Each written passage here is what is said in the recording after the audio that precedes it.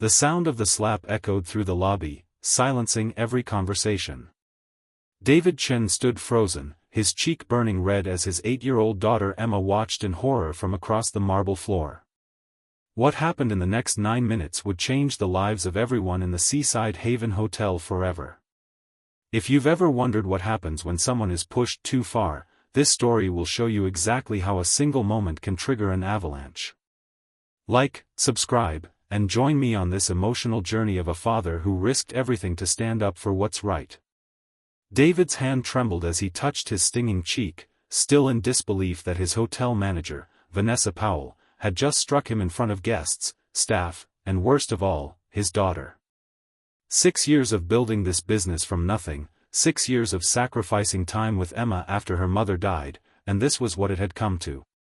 The whispers around the lobby grew louder as Emma ran to him, tears streaming down her face. "Daddy, are you okay?" she asked, her small voice cracking. David forced a smile, though his eyes burned with humiliation. He'd endured Vanessa's increasingly hostile behavior for months, but this was the final straw. "I'm fine, sweetheart," he whispered, though they both knew he wasn't. He glanced at his watch, 3:42 p.m. By 3:51 p.m., he would make a decision that would either save his hotel or destroy everything he'd worked for. The journey to this breaking point had begun 3 years earlier. After losing his wife Maria to cancer, David had poured himself into creating the Seaside Haven Hotel, a boutique oceanfront property in a small coastal town. It was meant to be their dream, his and Maria's, but she never lived to see it open. Now it was just him and Emma, navigating life without the woman who had been their compass. David had hired Vanessa 18 months ago, impressed by her resume and confident demeanor. She came with glowing recommendations from larger hotel chains and promised to help elevate Seaside Haven to new heights. For the first 6 months, she delivered. Bookings increased, reviews improved, and David finally felt he could breathe a little, maybe even spend more time with Emma. But something changed. Vanessa began implementing policies without consulting him, speaking down to staff, and creating a toxic environment that resulted in a revolving door of employees. The warm, family-like atmosphere David had cultivated was evaporating. Still, he hesitated to confront her directly, telling himself that the hotel's financial success justified her methods. Emma had noticed the change in her father long before the slap. "You don't smile at work anymore, Daddy," she'd told him one night as he tucked her into bed. Her observation had pierced his heart, but he'd brushed it aside, promising things would get better. Now, standing in the lobby with his daughter clutching his hand and his staff watching with wide eyes, David knew he couldn't ignore the situation any longer. The slap had occurred because he'd finally questioned Vanessa about complaints from both guests and staff. Her response had been explosive, culminating in the physical assault that still had his ears ringing. David gently guided Emma to a quiet corner of the lobby. "Stay here for just a minute, okay? I need to take care of something important." Emma nodded solemnly, her eyes wise beyond her years. "Are you going to fire the mean lady, Daddy?" David hesitated. "I'm going to do what's right, sweetheart." He walked to the front desk where Vanessa stood, already on the phone with someone, acting as if nothing had happened. The lobby remained unnaturally quiet, guests and staff alike sensing the tension in the air. "Vanessa," David said calmly. "My office." "Now." She rolled her eyes, covering the phone receiver. "I'm in the middle of something important. We can talk later." David reached over and gently took the phone from her hand, speaking into it. "I'm sorry, but Ms. Powell needs to step away. Someone else will assist you shortly." He hung up and looked directly into Vanessa's eyes. "This isn't a request." The walk to his office felt like the longest of his life. Every step was weighted with the knowledge that what happened next would determine not just his future, but Emma's, and that of every person employed at Seaside Haven. Once inside, Vanessa immediately went on the offensive. "If you think you can intimidate me, you're mistaken. I've made this hotel what it is. Without me, you'd still be struggling to fill rooms on weekends. David sat down behind his desk, a calm settling over him that he hadn't felt in months. You're right about one thing, Vanessa. This hotel has changed since you arrived. But not in the ways that matter most. He opened a folder on his desk, one he'd been compiling for weeks but had been too conflict-averse to address. In the past 3 months, we've had a 78% increase in staff turnover. Guest complaints have risen by 42%, specifically mentioning poor service and an unwelcoming atmosphere. Our repeat customer rate has dropped from 65% to 31%. Vanessa scoffed. But revenue is up 22%. That's what matters in business. Is it? David asked quietly. When I opened Seaside Haven, I wanted to create a place where people felt at home, both guests and staff. My wife and I dreamed of a hotel that would be part of the community, not just a business. Your wife is gone, Vanessa said coldly. And sentimentality doesn't pay the bills. The cruelty of her words hung in the air between them. David felt a surge of anger but pushed it down. This wasn't about emotion anymore, it was about values. You're fired, Vanessa, he said simply. Effective immediately. She laughed, a harsh sound in the quiet office. You can't fire me. I'm the reason this place is profitable. And I have a contract. David nodded. A contract that includes a morality clause and explicitly prohibits workplace violence. You slapped me in front of witnesses, including my daughter. Vanessa's face paled slightly, but she recovered quickly. It'll be your word against mine. And the staff won't back you up, they know who really runs things around here. David checked his watch again, 3:47 p.m. We'll see about that. He pressed the intercom button on his desk phone. Carol, please ask all department heads to come to the conference room immediately. And have security escort Ms. Powell to collect her personal belongings once we're done here. Vanessa's confidence finally faltered. You're making a huge mistake.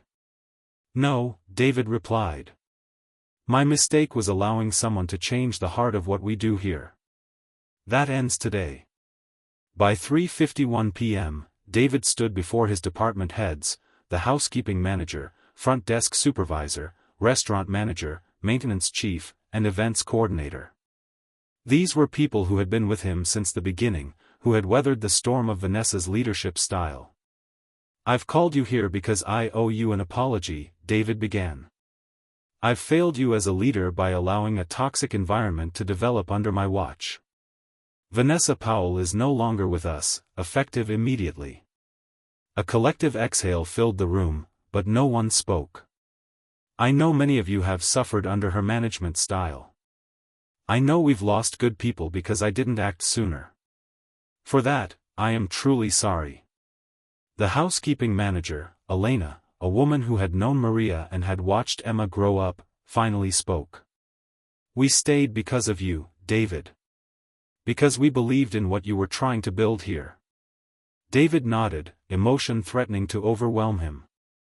And I'm asking you to believe in it again. But I need to know what damage has been done. I need the truth, no matter how difficult it is to hear. What followed was an hour of painful revelations. Staff bullied to the point of tears. Guest complaints ignored. Corners cut that compromised the quality David had always insisted upon. And perhaps most disturbing, a systematic effort to isolate David from the day-to-day operations, feeding him only the information that made Vanessa look successful. By the end of the meeting, David had made a decision that would either save his hotel or sink it entirely. I'm giving you all a choice, he said. We can try to rebuild what we've lost, or you can walk away with 3 months severance pay, no questions asked. I won't hold it against anyone who chooses to leave. The environment here has been toxic, and sometimes a fresh start is needed. He paused, looking at each person in turn. But if you stay, things will be different. We're going back to our roots, a hotel that feels like home. It won't be easy, and it might mean less profit in the short term. I need to know you're with me. The silence that followed was deafening. Then Elena stood up. I'm staying. For Maria's dream. For Emma. For what this place was meant to be. One by one, the others stood as well. No one chose to leave. David felt a weight lift from his shoulders. Thank you. Now, I need each of you to have this same conversation with your teams. The same offer applies: stay and help us rebuild, or leave with severance. No judgment either way. By the end of the day, the results were in. Out of 67 staff members, 52 chose to stay. 15 took the severance package, most of them Vanessa's direct hires who had embraced her cutthroat approach. That night, as David tucked Emma into bed, she asked the question he'd been dreading. Why did that lady hit you, Daddy? David sat on the edge of her bed, choosing his words carefully. Sometimes, people forget what's important. They think success means one thing, like making money or being in charge, when really it's about how we treat each other. Emma considered this. Is that why you were sad at work? Because people weren't being nice? Yes, sweetheart. But I made a mistake too. I didn't speak up when I should have. Emma reached out and touched his cheek where he'd been slapped. You spoke up today. I did, David smiled. And now things are going to get better. Promise? I promise. The rebuilding of Seaside Haven Hotel didn't happen overnight. The first month was chaotic, with staff stretched thin covering for those who had left. Reviews dipped temporarily as they worked through the transition. David's financial advisor warned him that the severance packages and potential revenue loss could put them in a precarious position. But something else was happening too. The staff who remained were transformed. Without the cloud of fear hanging over them, their natural hospitality flourished. Guests began to notice, commenting on the warm atmosphere that had been missing. Emma started spending afternoons at the hotel again, doing homework in her father's office or chatting with the staff who had become like family. 3 months after the slap that changed everything, David received an email that brought tears to his eyes. It was from a family who had stayed at Seaside Haven in its first year and had returned for the first time since Vanessa's arrival. We almost didn't come back after our disappointing stay last year, they wrote. But we decided to give it one more chance, and we're so glad we did. The Seaside Haven we fell in love with is back, that feeling of being welcomed home by people who genuinely care. Whatever changes you've made, please don't change back. David printed the email and pinned it to the staff bulletin board. Beneath it, he wrote, "This is why we do what we do. Thank you for helping bring us back to our heart." 6 months after the incident, Seaside Haven's bookings had recovered and then some. They weren't cutting corners anymore, so profit margins were slimmer, but the business was healthier. Staff turnover had dropped to almost zero, and their repeat customer rate was climbing steadily. David had also made personal changes. He now left work by 5 p.m. 3 days a week to be home for dinner with Emma. He'd hired a new manager, not to replace Vanessa, but to share leadership responsibilities in a collaborative way that maintained the hotel's values. 1 year to the day after the slap, David gathered the entire staff for a special dinner after closing. The hotel's restaurant had been transformed, tables arranged in a large circle so everyone could see each other. Emma sat proudly at her father's side, now 9 years old and increasingly involved in the family business. "A year ago today," David began, "I had to make the hardest business decision of my life. Not firing Vanessa, that part was easy once I found my courage. The hard part was firing our entire approach to how we operate." He looked around at the faces watching him, some who had been there that day, others who had joined in the months since, all now united in the culture they'd rebuilt together. "When my wife Maria and I dreamed up this place, we had a simple vision. We wanted to create a space where people felt the warmth of home with the magic of being somewhere special. Somewhere that existed to serve others, not just to make money." David raised his glass. To everyone who stayed and fought for that vision when it would have been easier to walk away. To everyone who joined us since and embraced what we stand for. And to my daughter Emma, who reminds me every day what truly matters. The toast was met with applause and a few tears. As the evening progressed, David found himself sitting next to Elena, the housekeeping manager who had been the first to stand with him that day. "I never told you," she said quietly, "but I was planning to quit the week everything happened. I had an interview lined up and everything." David was surprised. "What changed your mind?" Elena smiled. "When I saw you stand up to her, I remembered why I came to work here in the first place. It wasn't just a job, it was being part of something that mattered." Later that night, after Emma had fallen asleep, David sat on his back porch overlooking the ocean. The same view that had inspired him and Maria to build Seaside Haven was now bathed in moonlight. He could almost feel her presence beside him.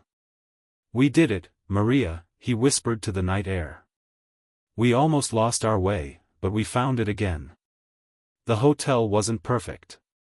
There were still difficult days, challenging guests, and financial pressures. But now, when David walked through the lobby each morning, he felt something that had been missing during Vanessa's tenure: pride. Not pride in profit margins or occupancy rates, but in the community they had built, a community that extended from staff to guests to the town itself. The slap that had echoed through the lobby a year ago had been painful and humiliating. But like so many difficult moments in life, it had also been a wake-up call, a physical manifestation of how far they had strayed from their purpose. Sometimes, David reflected, we need to be shaken, literally, out of our complacency. We need to be reminded of our values in ways that can't be ignored. And sometimes, the hardest decisions, like firing an entire approach to business, are the ones that save us in the end. As the moon climbed higher in the sky, David made a silent promise to himself, to Emma, and to the memory of Maria: Seaside Haven would never lose its heart again. No amount of profit was worth sacrificing the dream they had built together, a place where everyone, from the newest housekeeper to the most loyal guest, felt like they belonged. In the end, that was the true measure of success.